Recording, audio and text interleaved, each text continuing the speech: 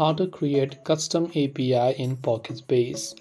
Hey everyone, welcome to the channel. In this video, I'm going to guide you on how you can create custom API in PocketBase. So without further ado, let's get started. Now to create a custom API endpoint in PocketBase, even though I'm showing you this process on mobile, you can try to follow the procedure on your Linux or Mac OS. So for that, you must extend its core features using either JavaScript hooks via the pre-built executable or by using PocketBase as a Go framework.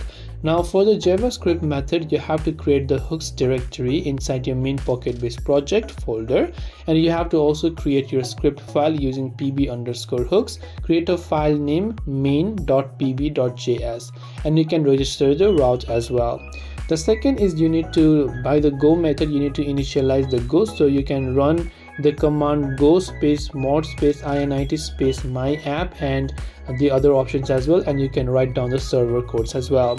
And hopefully one of these may have helped you solve the problem on how you can create a custom API in PocketBase.